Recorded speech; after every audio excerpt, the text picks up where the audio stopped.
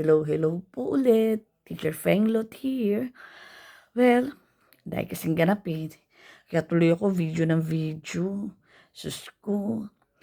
Well, isa sa ganap po tungkol dito sa isang patrolman na si Patrolman Fontanillas ata ang pangalan na ngayon ay kakasuhan na ng inciting to sedition dahil sa mga pinagsasabi nito sa kanyang vlog na nangangalap sila ng mga tao na maaring o nag-uudyok sila ng mga tao na maaring sumama sa kanila para sa pag-aalsa laban sa gobyerno. Tapos ang tapang pa niya, narinig ko na sinasabi niya, hinahamon niya si BBM. 'Di ba? Hinahamon niya si BBM kasi parang ang lakas ng loob niya dahil sa marami ata sila na talagang gustong i-destabilize itong si BBM. Remember, si General Browner sinabi na may destabilization plot talaga.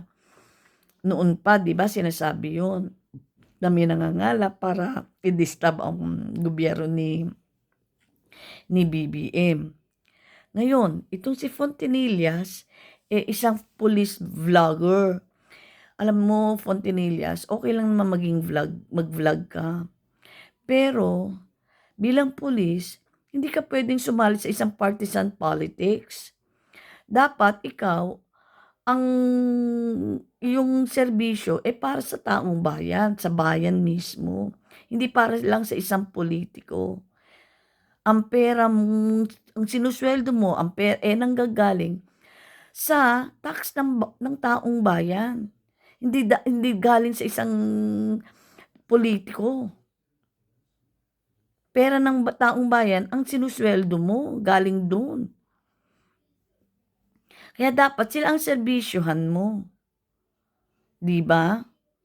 2021 ka pa lang ata nung sumali sa PNP. At during your tenure as a policeman, as a patrolman, ilang beses ka atang nabigyan ng ng papel na dahil sa ugali mo, dahil meron kang mga mood swing, meron kang erratic behavior, kaya madalas ka na napahinto ka ata sa serbisyo noon dahil sa ugali mo. Ngayon, ayan, ito na naman. Yung pagkakahuli kay Duterte, siguro nag-trigger na naman yan sa ugali mo, sa mood swing mo. Kaya kung ano-ano ang sinasabi mo. Ang hirap ng ganyan. Kasi alam mo, pag ganyan may mood swing ka, mamaya madali mo yung mga inosenteng tao. Kakatakot kang pulis. Paano yan? O, nasa na yung tapang mo ngayon? 'Di ba nag-awol ka? Lahat ng request o lahat ng sulat na pinadala sa'yo, hindi mo tinatanggap. Hindi mo ina-accept. Ngayon, isa ka ng awol. At dahil sa ginawa mo, dahil nasampahan ka ng kaso, unang-unang mawawala sa'yo, sweldo. Pangalawang gagawin sa'yo,